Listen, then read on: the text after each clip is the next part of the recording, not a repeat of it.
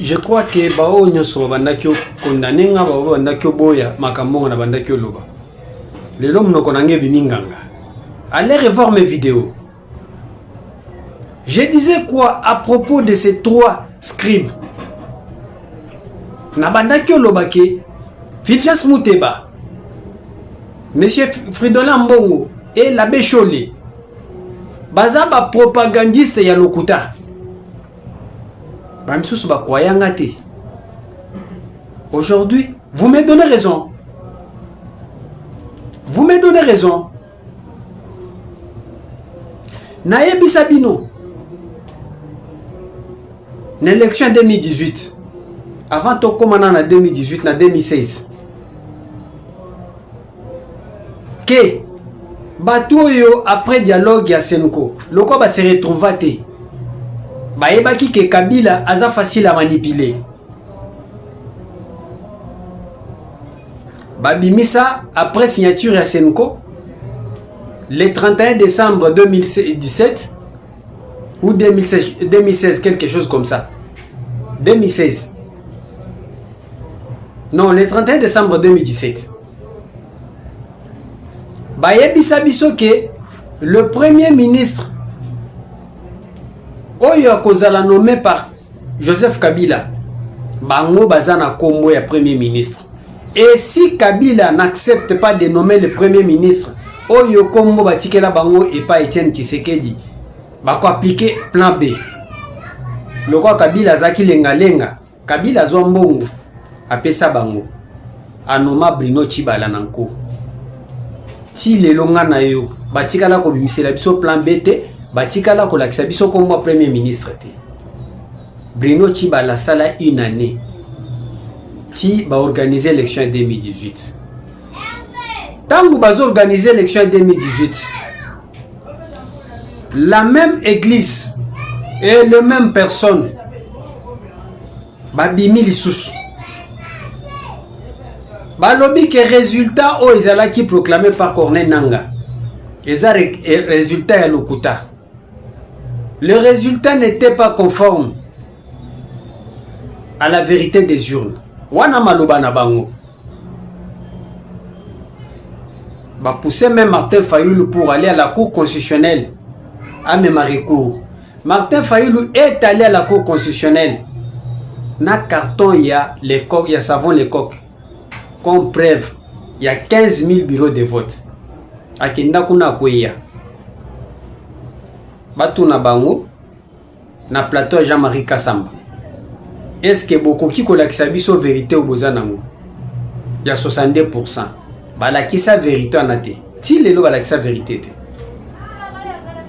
Bondima kati. Lelo monsieur Fulgence Muteba aye alobi ke na accord oyo ba signé na Washington.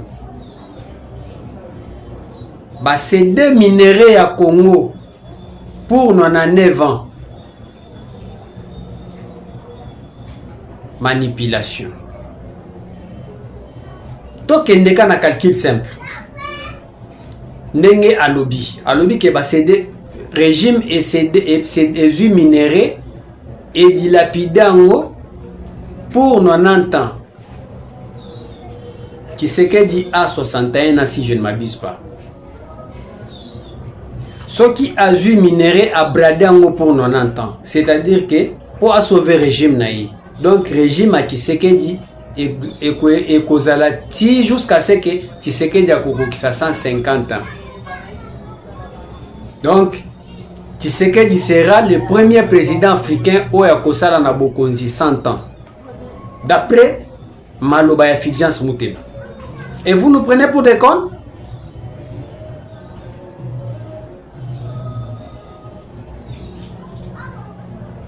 Fulgence Muteba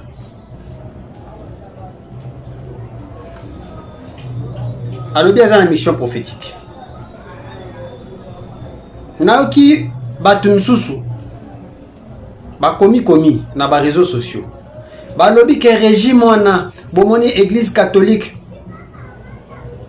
a combattre ba régime nyoso depuis Lumumba ti lelo a combattre kaka. Quand Kabila était au pouvoir, l'église catholique, babimisi même pas photo. L'église catholique était à côté de l'opposition. Oui. Nazo boyate. Mais l'église catholique est universelle. Statut à l'église catholique na Congo. Ils ont combattre le pouvoir en place. Ce qui oui. Mais l'église catholique est venue au Congo avec les colons. Oh babanda ki kokata bakoko na biso, bazo kata bango maboko pona kauchu. Bazo boma bakoko na biso, bazo zo bakoko na biso, bazo kendoteka bango. Pourquoi l'église ne combattait pas les colons belges?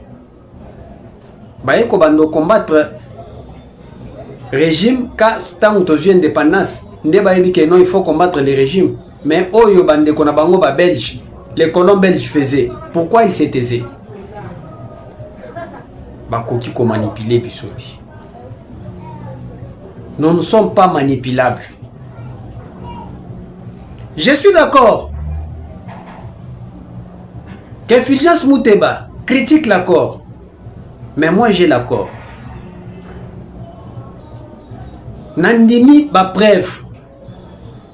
Que Monseigneur Fulgence Mouteba a même la biso ba preuve. Que tala na kati accord. Na page boye. Article boye. Et qu'on sa ébradé minéré na biso pour 90 ans. Tokondima? Mais ce qui a sali en moté, c'est la manipulation. Kaka ndenge na banu na uchu expliquer bino ndenge ba manipula biso. Kaka ndenge ba mesana ko manipuler biso. Et on doit tolérer ça? J'ai dit non. J'ai dit non. C'est bien beau de dénoncer. Mais Fulgence Mouteba a commis évêque. Kaka na régime qui s'est dit. Moi j'ai connu Fulgence Mouteba comme secrétaire à Senko. Fulgence Mouteba ba commissaire évêque ya diocèse ya Kasenga. Na Kasenga au moment où lui est évêque, Zélé Zati. Ya okende Kasenga te bazo beta ba 2 semaines bato ba sala nzelana ba yebi. Po ngape na sala nzelana. Mais tant Zélé Zati pour kolonga Lubumbashi Kasenga. Joseph Kabila a signé contrat na ba chinois. Minerai contre infrastructure. Fulgence Mouteba a dénoncé en côté. Le contrat chinois.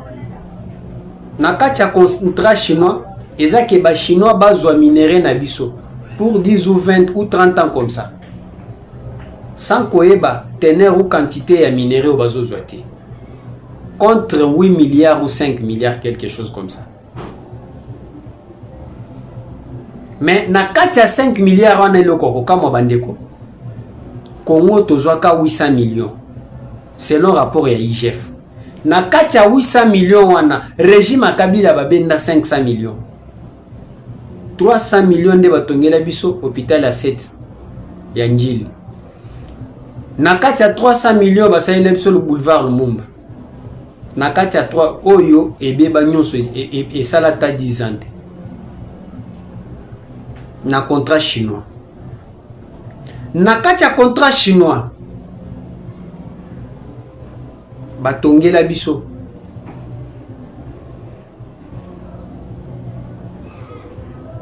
Kaka nzela moko na Lubumbashi. Mais minerai au basi bazui et le cas déjà 2 milliards. Ezo kene na ba 3 milliards. Fulgence Mouteba évêque atikala ko dénoncer ngote. Une dénonciation sélective. Tovandi na mboko yo, toyoka témoignage, il y a un kabiliste, un ancien président de la CENI. J'ai cité Ngoy Mulunda. Ngoy Mulunda yebisa biso ke il y avait des minéraux. Bangomba ya minéraux na Katanga. Na bangomba wana, il y a un politicien, un ancien gouverneur. Il y a province, il y a Grand Katanga. Ateka nyoso. À l'époque, Fulgence Mouteba évêque. Tant minéraux, tant bazoteka bangomba wana ba exploiter bangomba wana minéraux nyonso bateka. Par un politicien. Fulgence Mouteba tikala ko dénoncer ngoti. Kaka na mboko oyo, faudrait-il rappeler à Fulgence Mouteba que Chine et même Congo et même la biso mbongo 500 millions de dollars pour na kotonga aéroport à Sika ya Njili. En contrepartie bango bako bandozwa taxe o babengi go pass pour 6 et 10 ans. Mais mbongo eleka n'a passé simple. Les lots tozo continuer ko futa go pass mbongo wana ezokota na Exim Bank azo récupérer mbongo na ye. Mais aéroport etonga mate. Nyonso wana Fulgence Mouteba yebite. Il faut qu'on rappelle. Une chose est simple. Il faut te rappeler Fulgence Mouteba. Que nakati ya mboko oyo. Tovanda pendant 30 ans. Bazo boma batu. Eza na mboka moko pembeni na biso. Ebima premier producteur ya coltan. Mais nakati ya pays wana bazalaka na coltan, mine ya coltan ta moko te. J'ai cité le Rwanda. Bafutaka taxe te, bafutaka impôt te. Selon les rapports, il y a Human Rights Watch, il y a expert en Nations Unies. Et coltan était na ba minéraux nyonso wana pillé na kati ya République démocratique du Congo.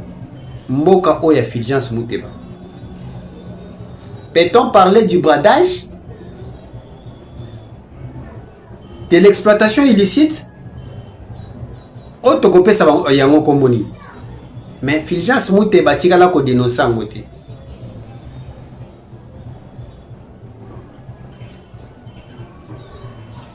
Kaka na mboko oyo. Nakacha mboko oyo avant que Tshisekedi akoma président. Toyeba kombo mine ya Rubaya te. Que eza grande mine oye produisaka coltan. Nana geraka mine wana kombo na ye Mwanga Chuchu. Député national oya Kabila Jean-Marc Kaboum 500 000 dollars asomba carburant ya kochana mutuka. Mais c'est grâce à Félix Tshisekedi ba toye koyeba ke mutu wana azalaka na mine na Rubaya azalaka na armée na ye kuna ba surveiller ka mine na ye wana. Tant na mona ba kabiliste balobi ke Kabila tikela Tshisekedi Congo mobimba ata place moko eza na sécurité te. Na seka na lobake nous ne sommes pas tous amnésiques. Mwanga Chuchu na mine mobimba azozo ba mine azozo coltan azo bimisango ezo kende Rwanda. So komi na Rwanda ba multinational ba ye bazui coltan na ekei. Mais Fulgence Mouteba n'a jamais dénoncé ça. D'après Fulgence Mouteba, on peut prendre le minerai et donner aux États-Unis, pas pour sauver le Congo, mais pour sauver un régime. Mais il faut que nos minéraux soient exploités par les envahisseurs. Ba exploiter ata minerai à Pambate, bazo boma bande konabiso na est. Bazo violer ba maman na est. Alors pour la Fulgence Mouteba, c'est normal. Pour la Fulgence Mouteba,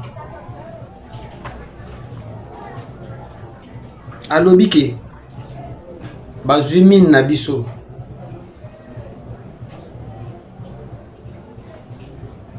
ba minéraux na biso ba salinini ba bradango pour sauver un régime. Mais Fulgence Mouteba est prêt pour attaquer le régime de le gouvernement de son pays, mais incapable de condamner l'agression rwandaise. On est allié. Oh, ils ont intéressé les minéraux pour ekena maboko ya américain. Vous savez pourquoi? Pour Moeza Fulgence Mouteba Mutozo Lilate. Ce sont des multinationales. Oh, yoba pesa kabangombongo. Oh, bazolila. À travers Fulgence Mouteba. Ba monique minéraux nyo se keye pas américain. Les occidentaux pleurent. Ya on ne bimele pas Fulgence Mouteba. Batu babandaki kozwa minéraux na muyibi ba monique no avec les États-Unis, minéraux nyoso ekobando bima eko échapper bango. Ndomoni kolela o bazolela o. Le pape François, il nous a dit quoi? Il a demandé aux multinationales, il a demandé à tous ceux qui tuent les Congolais, à lobby, ôtez vos mains, Namboka Congo. Fulgence Mouteba yoka kiangote.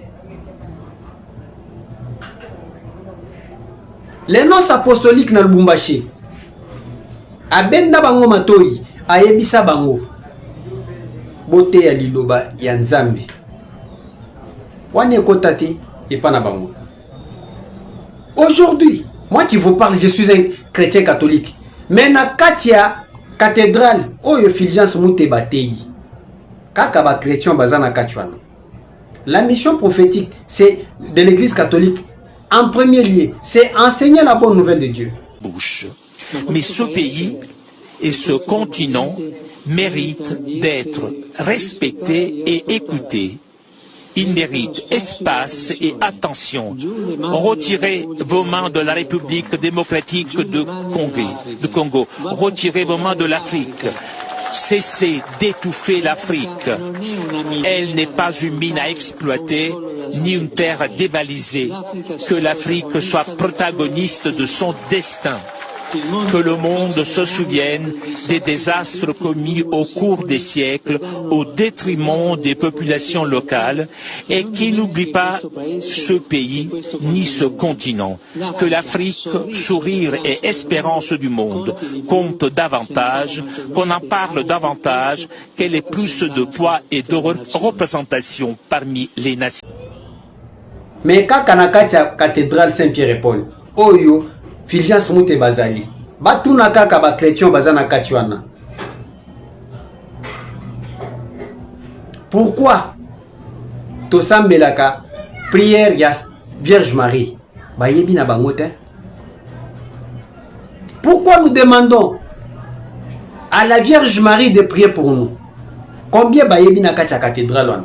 C'est ça la foi catholique, c'est ça la mission prophétique de l'église.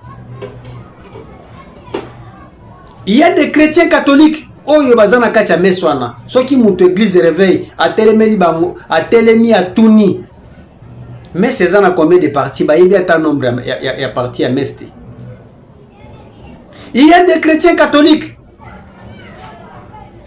soki otuni pona nini bosambelaka atanganga ta mutu ya masumu akufi ba yebi ke mutu azama de mutu masumu pona nini bosambelaka ba prêtre ba kenda sambela pona yi ayebi ko justifier ngote. C'est aussi ça la mission prophétique. Oyo ba évêque ba koki ko sala ke ba chrétien catholique ba yeba. C'est toujours la politique.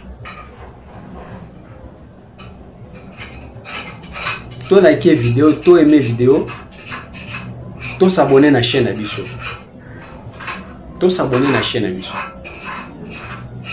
Merci beaucoup. Tokutana mbala sima na kati ya vidéo mususu. Ciao, bye. Lève de fer. Et nous perdrons beaucoup de temps, d'énergie, et nous, disons, nous éloignons de la perspective qui nous vient de Dieu. Mettre Dieu au centre. Ça, c'est ce que l'Église est appelée à faire dans tout le monde. et bien sûr dans la RDC.